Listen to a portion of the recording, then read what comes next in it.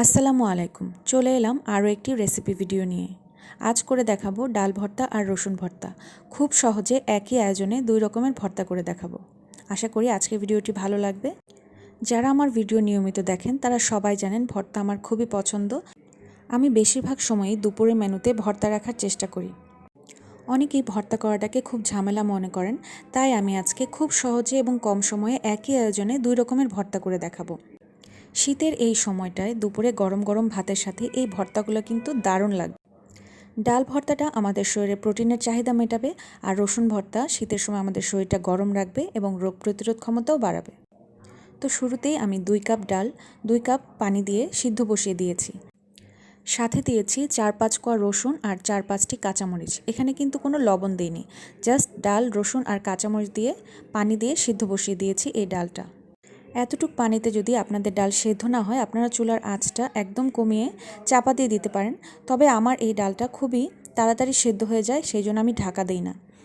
আর এই পাশের চুলায় আমি পেঁয়াজ বেরেস্তা করতে বসিয়ে দিয়েছি। ডাল ভর্তা করতে আমার যতটুকু পেঁয়াজ বেরেস্তা লাগবে আমি ঠিক ততটুকু পরিমাণে নিয়েছি। আমি আজকে একটু বেশি পরিমাণে ডাল ভর্তা করব। এইভাবে ডাল ভর্তা করলে কিন্তু বেশ কয়েকদিন ফ্রিজে রেখে খাওয়া যায়। অর্থাৎ যখনই আমি এই ডাল ভর্তাটা করি একটু বেশি পরিমাণে করি। আর এদিকে পেঁয়াজ বেরেস্তাটা আমি হালকা বাদামি বাদামি করে ভেজে নেব। আর এদিকে আমি রেডি করে নিয়েছি আস্ত রসুন আর কাঁচামরিচ। এগুলো খুব ভালো করে ধুয়ে নিয়েছি। আর এই পাশে নিয়েছি ধনেপাতা আর এই পাশে পেঁয়াজ পাতা। এই ভর্তা দুটোতে আমি কোনো কাঁচা পেঁয়াজ ব্যবহার করব না। যেহেতু ডাল ভর্তা আমি 2-3 দিন রেখে খাবো, তাই এই ভর্তায় আমি কাঁচা পেঁয়াজ দিচ্ছি না। পেঁয়াজের পাতা দিলে আলাদা করে আর কাঁচা পেঁয়াজ দেওয়ার দরকার নেই। তবে বছরের অন্যান্য সময় আপনারা যখন করবেন তখন কিন্তু আপনারা কাঁচা পেঁয়াজ দিয়ে নিতে পারেন। এখানে আমি বেরেস্তা নামিয়ে নিয়েছি, এরকম হালকা বাদামি বাদামি করে নামাতে হবে। একই আয়োজনে কিন্তু এখানে 2টি ভর্তা আমি করে ফেলছি। আর ডাল ভর্তাটা একটু বেশি পরিমাণে করছি, এটা কিন্তু 2-3 দিন অনায়াসেই ফ্রিজে থাকবে। এদিকে ডালের পানিটা কিন্তু প্রায় শুকিয়ে এসেছে। এটা কিন্তু বেশি নাড়াচাড়া করা যাবে না, তাহলে কিন্তু ডালগুলো একদম গলে যাবে। ভর্তার মধ্যে ডালগুলো একটু আস্ত আস্ত থাকলে দেখতে ভালো লাগে।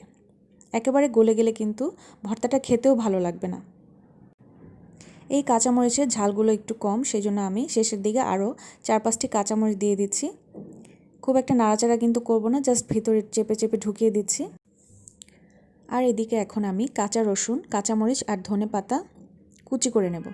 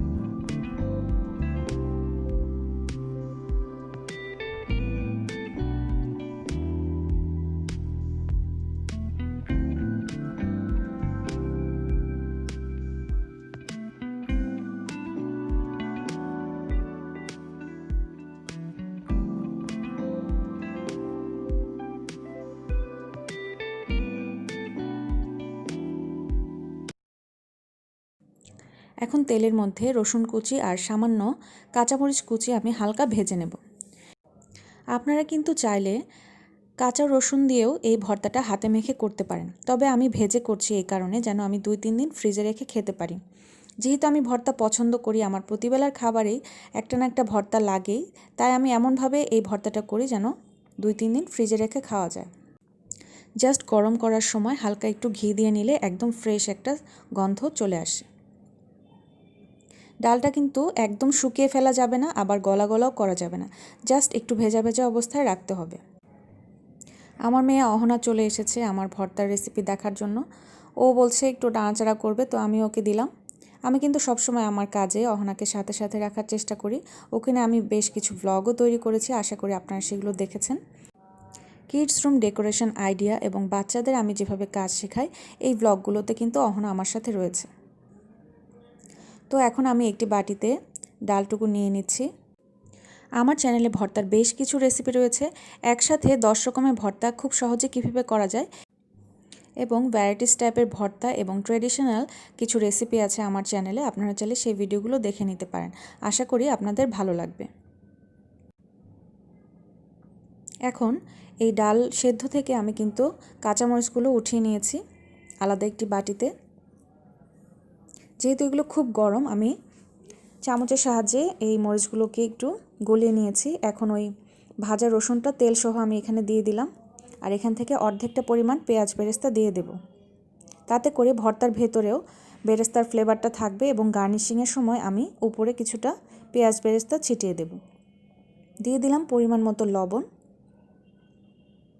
খুব ভালো করে মিক্স করে নিতে হবে। আর এখন দিয়ে দিচ্ছি সামান্য পরিমাণ ঘি। ঘিটা আপনাদের পছন্দ মতো আপনারা দিতে পারেন, অথবা পুরো ভর্তাটা আপনারা সরিষার তেলে করতে পারেন। সরিষার তেলে করলেও কিন্তু এই ভর্তাটা দারুণ টেস্টি হবে। আর এখন দিয়ে দিলাম ধনেপাতা।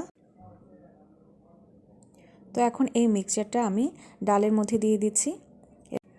ডালে এই ভর্তাটা কিন্তু চামচ দিয়ে হালকা হাতে নেড়ে নেড়েই করতে হবে। হাত দিয়ে মাখালে ডালগুলো একদম গলে যাবে, তখন ভর্তাটা দেখতে ভালো লাগবে না, খেতেও একদম গলা গলা লাগবে। তো চামচ দিয়ে এভাবে হালকা হাতে নেড়ে নেড়ে ভর্তাটা তৈরি করতে হবে। তো হয়ে গেল আমার ডাল ভর্তা, একটু ভিন্ন স্টাইলে করে দেখালাম, আশা করি আপনাদের ভালো লেগেছে। তো এখন আমি করব রসুন ভর্তা।